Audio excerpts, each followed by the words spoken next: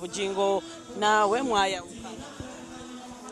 kyensinga okumanya ku mutima gwa mami ne daddy ne ku mbeera zaabwe n'ezange bazadde nnyo ate mami yakinsuubiza nti tewalibeerawo mbeera yonna yonna eri twawula nze nabo banzaala gumu baamala era nkyebaliza Mukama.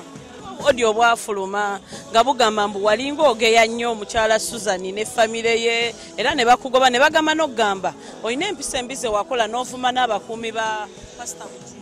I'm not here for that. I am building a new brand. So I am actually forgetting the past. Oh, you see your Grace gobadde olaba emabega musiimula ate olaba ono omupya. Like I told you, Sirana na bwana bwa nkoko. Yeah, industry njiluddemu nnyo nwana na nkoko mpanga. Yeah, because kati nze ne kuzina enkoko enseera navaawo. Eddoboozi eryange siri abantu balala kulinnyirako bafuutuke emyala gyabwe bajje boogere bagala. No, I'm not on that level. Emsembizo sitegeera. Yomba nnyo ovaako nnyo. Oh, really?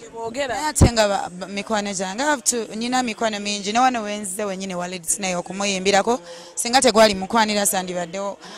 Nyina mikwano gyange abantegeera aba Jovan Luzinda nga wondabye. Sati gye watusuubiza kyekyabaawo Grace abantu babitambuza nti olabika wali oyagala funa kasente akamuke wali ofunyeeko. Newe nali sinabakozesa kuteekawo sheeyo era nali nga mbeera ne sente sweet nga wegamba enyimbidde emyaka 10 naye waliwo ebintu ebyabaawo awo byesaagala kuddamu. I'm not into negativity. Kama kola agala okumanya abafaani kyekyabaawo era ne postponing yange nateekayo date endala omuntu eyali owange ajja kusigala ng'ajja. I did not take any money from anyone. Mind you, the only people that gave me money, Chala Cindy Ampa Band, na buli kimu Cinderella Baby, and I respect her for that. Prince Oma Musajja, ekyokubiri, Prince Oma Musiramu. Ekyokulala yasuka emyaka 18. So waddemba okukyakala na buli muntu yenna yena gwaba akoze eki gwaba asobola okubeera naye. Abula kimu, I think mulaba enjawulo n'enkyukakyuka eri ku Grace Khan.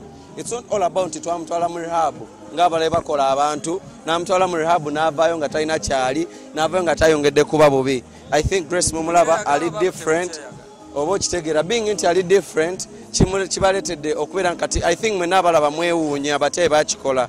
So mu mbeera eyo nja kubagamba ekintu kimu, this is what we were talking about. Grace Khan yali yeetaaga bwetaazi kubeera nga abeera focused on. Twayagala kujja Grace mu peer groupings ze yalimu nga bayizonti. Munange wakati w'enkuyanja y'abantu abaali bandabanga ekisekererwa abatanda bamubwa diva waliwo omuntu omwe yali awo ng'agamba nedda Grace talina kuyita wano. Ekyomwana mbusimaane bakola batya byesaagala kuddamu ebyo byeggamye nsaagala kwogera ku ebyo. Munnange omwana wange yalina omukono ogwa ddyo okulanga omwana wange adda mu mikono gya mami Makula.